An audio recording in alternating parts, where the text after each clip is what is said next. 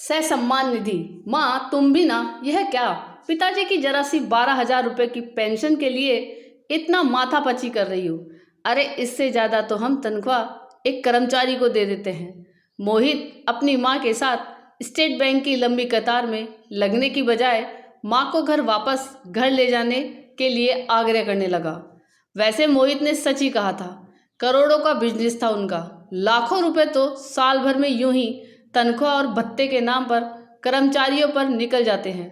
फिर मात्र 12,000 रुपये प्रति माह की पेंशन पाने के लिए स्टेट बैंक की लंबी कतार में खड़े होकर पेंशन की औपचारिकताएं पूर्ण करने के लिए इतना समय व्यर्थ करने का क्या औचित्य है?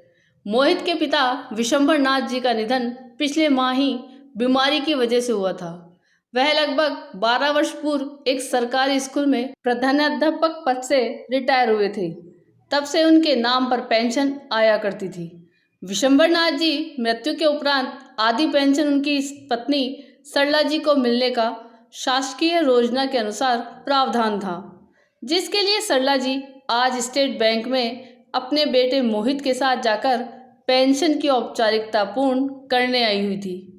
उस दिन मोहित के बेटे कुशाग्र का 8वां जन्मदिन था।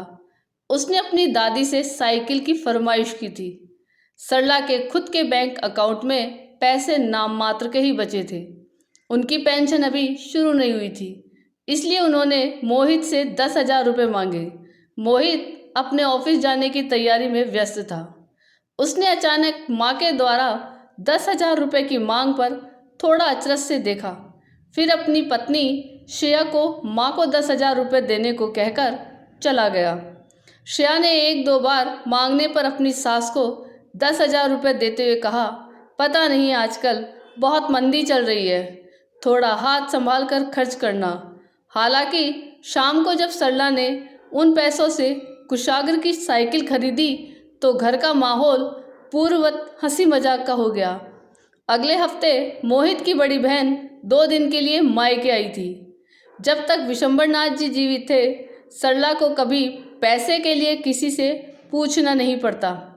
वह खुद ही अपनी पेंशन से एक रकम निकालकर सरला को दे देते थे।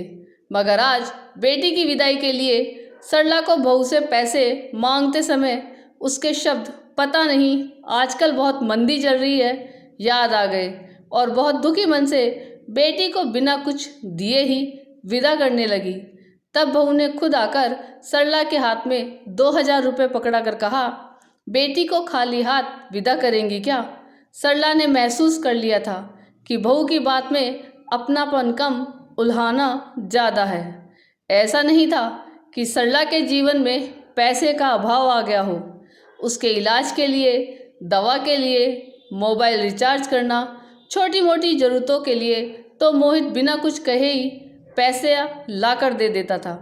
परंतु इसके अलावा सरला को जो भी खर्च करना होता, जैसे किसी मंदिर में दान करना, नौकरों को उनकी ज़रूरत या त्यौहार पर पैसा देना या अपने रिश्तेदारों के आने पर उपहार देना जैसी छोटी मोटी ज़रूरतों के लिए उसे मोहित या बहू से पैसा मांगना स्वाभिमान को चोट करता था। आज जैसे ही उसके मोबाइल पर पहली बार स्टेट बैंक का SMS आया, सरला ने आश्चर्य से मैसेज खोलकर देखा। पिछले 6 महीने की पेंशन 72,000 रुपये उसके अकाउंट में क्रेडिट होने का मैसेज था। सरला नज़दीक के ATM से 10,000 रुपये निकाल कर जब सरला घर आ रही थी, उसके आत्मविश्वास और कदमों की चाल ही बता रही थी कि पेंशन को सम्मान निधि क्यों कहते हैं। अपने करोड़पति बेटे की करोड़ों की दौलत से ज़्यादा वजन सरला को अपने पति की पेंशन से मिले 12,000 रुपयों में लग रहा था। आपको ये कहानी कैसी लगी या कमेंट करके ज़रूर बताइएगा। चैनल पे नए हो तो सब्सक्राइब जरूर कीजिएगा और वीडियो को लाइक और शेयर कीजिएगा। धन्यवाद।